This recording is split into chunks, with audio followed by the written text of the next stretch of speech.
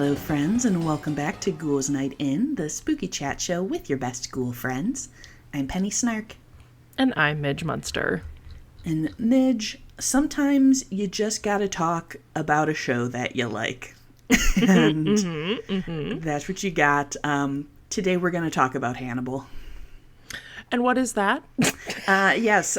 So it's a pretty niche thing. I don't think I've ever mentioned it before or anything related to it. No. I've never even heard you speak of it. No. So I'm excited to find out what it's about. Yes. Well, dear listeners, of course, when we talked about Silence of the Lambs, I did mention this, but wanted to give it its due with its own episode, because this is one of my favorite shows of all time. Just truly a fabulous show. There will be some mild spoilers during this episode, but I'd say we'll probably hold back on super major spoilers because I want to present my case to you if you have not watched it. I want to tell you why you should. Yeah. Penny got me into this show, so... Yes. Which wasn't a hard sell, as I am. No. Already a Bryan Fuller junkie, but... It was a good fit. But yeah, so we definitely... Sometimes when we talk about media on this show, it's like really focused on like the history and like the process. And then there are ones that are like, this is so rad, you gotta watch it. And this is definitely the latter. So let's go back in time. So Hannibal debuted in April of 2013. Oh my God, 13 years ago. Crazy. I was following the production of it pretty closely, which I'm sure will surprise no one who listened to our Silence of the Lambs episode and knows that I was already pretty into that. Did not know that about you. No, did not know. It's hard to guess what with the tattoo and all. Right. But even then, unsurprisingly, I was very dubious about remakes, especially of something, so iconic.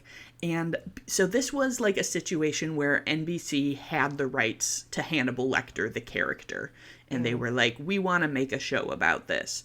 But it was like, okay, you can't, there's going to be no like Silence of the Lambs stuff, no Buffalo Bill, no Clarice Starling. And I was kind of like, why even bother with no Why Clarice? do it? Like, why would we do this?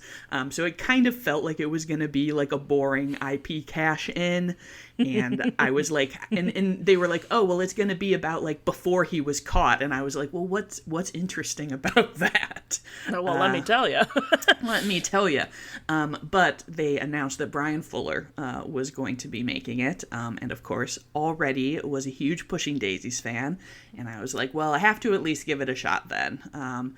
So I did watch the first episode when it premiered and was immediately hooked, of course.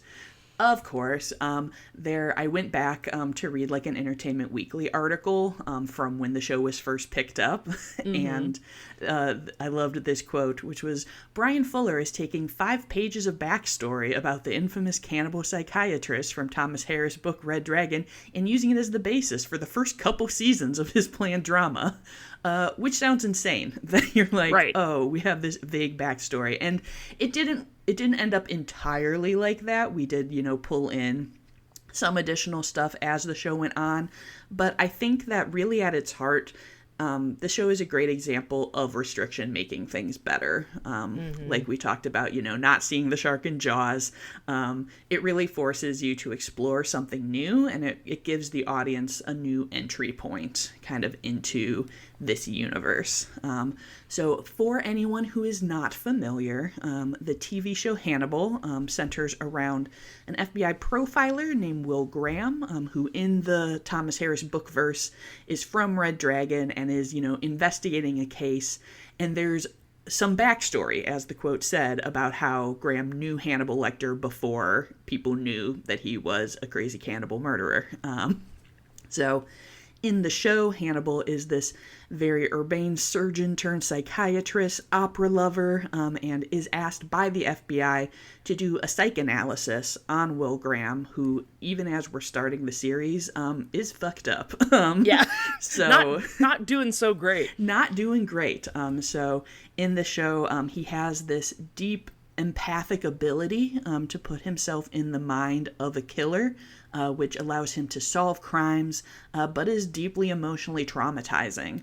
And Hannibal is immediately fascinated by him, and that, we'll say, plays out across the series. Something else that, like, I loved but also broke my heart reading this article is they were like, oh, Hannibal's unusual because it's going to be a 13-episode season, so it won't rush it, but it won't be padded with throwaway episodes. And I'm like, now we get like 6 episodes sometimes of a season of a show. Hate that. Give me back my TV. I want my MTV. I do. Give me more episodes. But this kind of idea that Hannibal was like a cable-style drama really like pays off. When you watch the show, you would be shocked that this was on like the same channel as The Office. Mm-hmm. So to this day has one of the most upsetting scenes of television I've ever watched. Yeah, totally. And it was from 13 years ago. And I've seen a lot of horror and a lot of like messed up shit. Right. And still just on network TV. I literally had to take like a hiatus from watching Hannibal after that episode because I was like, I'm gonna need 5 to 7 business days. Yeah.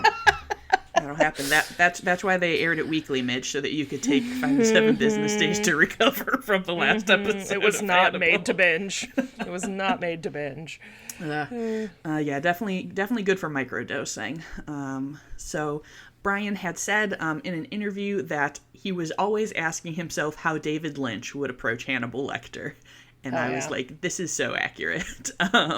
And he also shouted out as visual influences Stanley Kubrick, David Cronenberg, and Dario Argento, which I thought was a really good one because you definitely, I feel, get that kind of Italian horror vibe on there. For sure. And it is very much, you're watching this and you're like, yep, this is the way David Lynch would approach a crime thriller with like layered with like the Bryan Fuller like lush gothic sensibility. Yeah, there's a lot of like surrealism that feels very Lynchian. Mm-hmm. Yes, and like the production design and the cinematography, like it looks like a prestige show. And even though it has some similarities to like it has sort of like the skeleton of a crime procedural where they're like solving cases and stuff, but this is no Law and Order. This is which is honestly why I think I avoided it for a long time. Is I don't tend to like a crime show that much, and so I didn't think, which is hilarious because I guess in a sense that is also kind of the basis of Pushing Daisies in a way. But it's like so not that, which is how Hannibal kind of pans out, and it on the opposite end of the spectrum. Yes. not in the fun, kooky way, but in the like deeply dark, upsetting way.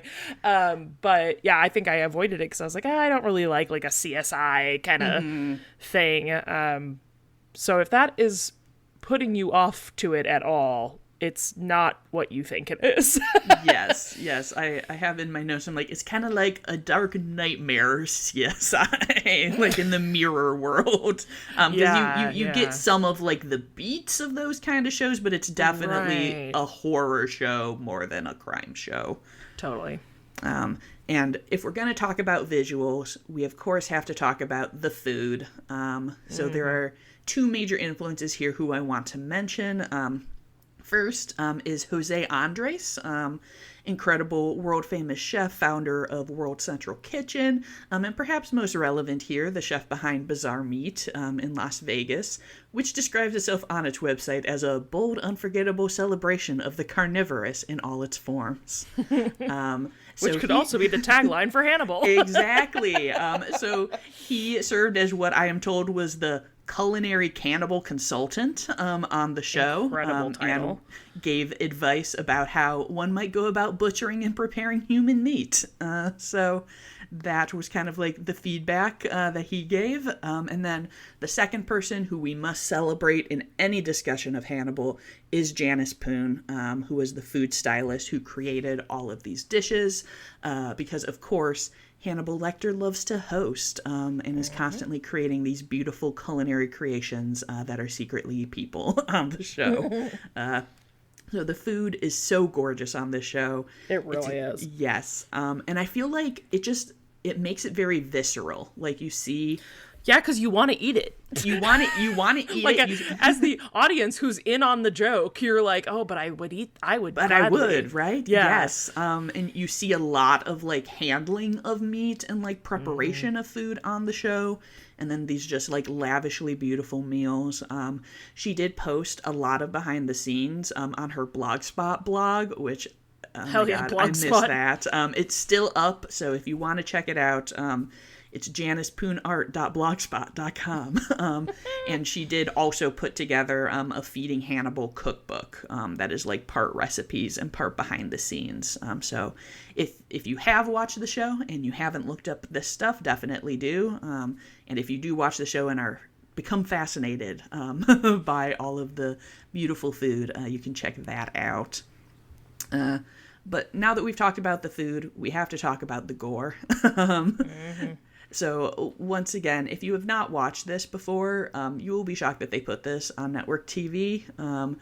I have to tell one of the most famous anecdotes about Hannibal because, of course, there's always feedback from the network about what you can and can't show. And in one of the very early episodes, you see people from behind kneeling on the floor who have had their back flayed open, basically. And the network censors were like, you can't show that. You can see a butt crack in this shot. And Bryan, yes, and Bryan said, what if we filled the butt crack with blood? And they were like, yeah, that's fine. So yay for our bizarrely Puritan standards about nudity versus violence. Yeah, no just kidding. gotta put blood in that butt crack, and that's fine. But it's all very artistic. Like, it's not like a splatter gross out kind of show. Like, it is very explicit. Like, I'm not going to tell you there's not blood and body parts. But I feel like I would say there's almost nothing but, actually. Indeed. But it's in that same kind of like dreamy gothic kind of like macabre beauty style. Well, and it's all like with the refinement. I mean, granted, obviously they're working through not just Hannibal, but like there's so much in the show of like how there's beauty in the disgusting of everything because it's a Hannibal Lecter show. So even the gore is very like graphic but refined, like in a really it's strange, but it's really like pretty. It is, yeah. And like I have watched it with friends who like aren't super into horror and gore, and they felt like it was okay because like it definitely doesn't seem like realistic. Like these are not it's visually realistic, but you're like I said, it's like, oh, like I've been flayed and turned into angel wings. Like that's not a thing that you're really concerned about. Hopefully, yes. I will say, like with both the bodies and also the travel, think about that David Lynch influence and don't try to apply like logistics to the show. But there's constantly like, you know, a giant thing on a beach where you're like, how would someone set that up? Don't think about that. You don't need to know that. People are constantly, they're like, oh, we're in Baltimore. Oh, now we're over here. And just don't try to calculate timing. It's all happening in the dream logic. Like, we're here and stuff's going on. So, like, just be along for the ride. Will is in psychosis like 70% of the show anyway. Right. So, yes. Who even knows? Who even knows? Truly. So when I was looking up, obviously, most of what I am telling you is from my own personal thoughts and feelings about Hannibal. But I did want to, read some articles just to get other perspectives. And one of the recommended searches was, is the show gay? I was going to say, this was when you were like, well, why would you even do it without Clarice? And I like chortled. It took everything in my power to be like, but what if we made it gay? But what if it was gay? Yes. Would that change your mind, Penny? And I will tell you, if you are asking if people have gay sex on this show, the answer is no. But in a much realer way, the answer is every fiber of the show is intensely gay. It is so queer. It's that the meme that's like, are they lovers? No, worse. Yes. Will and Hannibal are the no worse, truly. It's so much worse. Yeah. Whatever dynamic they have is just heinous in the best way. Yes. I was loving, like, from the very beginning, you see Bryan describing this as a love story. And that is what it is. It's written by a gay man, y'all. Yes, like, yes. Come on now. Definitely. And I have in my notes, the only thing gayer than having sex with a man is being psychosexually obsessed with him. Yeah, exactly. And truly, that's what it's all about. It's the same thing we talked about in Death Becomes Her. It's this like crazy fanatic obsession. Yeah, they have the worst dynamic. I love it so much. Is it the second season where Will is not out in the world? Yes. So good. That's what it's like. Sometimes things are gayer for not being explicitly gay. Yeah. And now that we're talking about the people, this cast is amazing. The cast is stacked. Obviously, we have Hugh Dancy and Mads Mikkelsen starring. Just so incredible. Like, we've got Lawrence Fishburne and Gillian Anderson. Amazing. Gillian. Oh, my God. Also, I mean, that's where you say, like, is this show gay? And I'm like, well, Gillian Anderson is here. For me, it is. So yeah. I find it incredibly gay. Well, and also just like to give both casting and the actor their flowers. I'm sure you feel this way as a like real huge longtime fan of Silence of the Lambs. It's like, how are you going to ever get an actor to play Hannibal that is going to live up to Anthony Hopkins' like portrayal of that? You're not. But Mads Mikkelsen gets pretty damn close.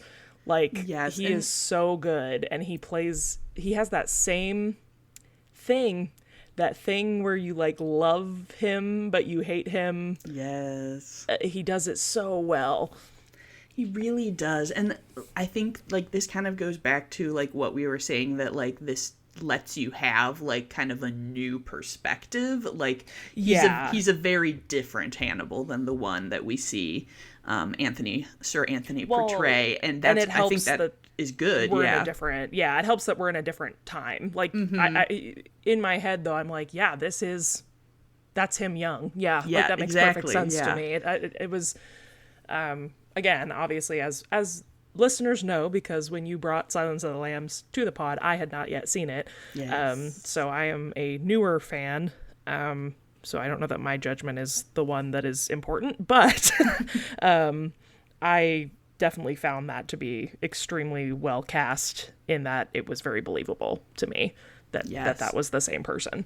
And I love how European he is, and I feel like it and like in a way that like it's relevant in the show, because I feel like so many people are like, well, maybe that was kind of weird, but maybe he's just European. Like, maybe I don't know. Different. They do things differently over there. And everyone's kind of like, sure, maybe that's fine. Yeah. Totally. Maybe that's fine. And that there's so many people talking about how like Hannibal is constantly making like these like vague like puns and references to cannibalism, and just is so pleased with himself, and it's just so entertaining to watch that he's just like, I'm the funniest. You guys don't get it, but if you knew, that'd be so funny right now. So good.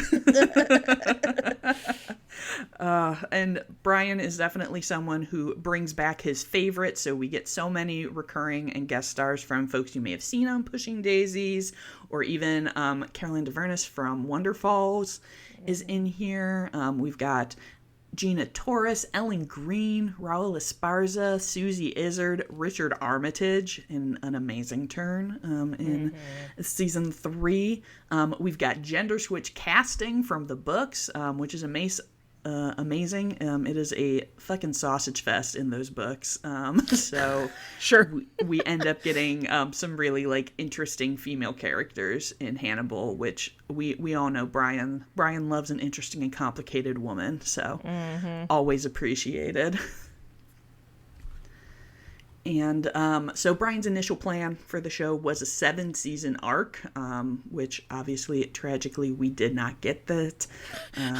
One thing we're not going to get is a full Bryan Fuller show. Truly. I mean, honestly, the fact that we got all 3 seasons is pretty shocking. It was like every year it was like, is it going to get renewed? I don't know. This is definitely one of his most like complete projects, weirdly. Yes. Yeah. Totally, yeah. So I'm going to say... everyone is constantly agitating for the 4th season. It comes up all the time. Like, all of the cast is constantly saying that, like, they would love to come back. They want to come back. I would love to have another season, but I do think that, like, we got a satisfying package with the 3 that we got. Like, there's certainly room to continue, but, like, I do feel like it concludes in a satisfying way. So, like, you don't have to worry that you're going to watch it and be left on, like, oh no, this just ended. What am I supposed to do? And I do have to shout out all of the episodes in Hannibal are named after courses of meals. So the first season is all French, the second Japanese, and the third is Italian. So I'm like, we got three wonderful meals with Bryan and the cast of Hannibal. So I would love to come back for a 4th, but I am definitely happy and just love so much. As I was like prepping this episode, I was like, I gotta watch Hannibal again. I know, literally, as we're talking about it, I'm like, well, and also when we talked movies lately, you had watched Dust Bunny, right? Yes. Okay, and then I watched it after you, which I really, really, really enjoyed. Firstly, it was super cute. Highly recommend if you guys are listening to this and you are Bryan Fuller fans and you have not yet watched Dust Bunny. I think it just went to streaming like last week as we're recording it's just on HBO now, I think. Yeah, so I highly, highly recommend that you go check that out. But what I was going to say is it kind of like fed that part of my brain that like wanted to see, because not that Matt's character is Hannibal at all in that movie, but it is him kind of in that space, I guess. And that was really fun to watch. I don't remember if I mentioned this on the other episode, but I loved someone was interviewing him about Dust Bunny, and they were like, oh, what would happen if Hannibal had been there? And he was just like, oh, Hannibal would have eaten that kid. He would have eaten the kid, yeah. He'd eat that kid. Like, and I'm like, yes, you know what's up. You understand.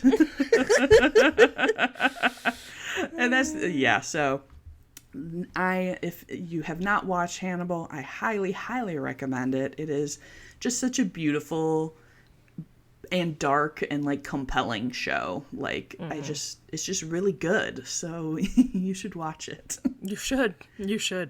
I co-sign. It's true. I convinced Midge to watch it, and look at her now. She's disturbed but happy. Yeah, exactly. I'm exactly where I want to be. Yes. All right.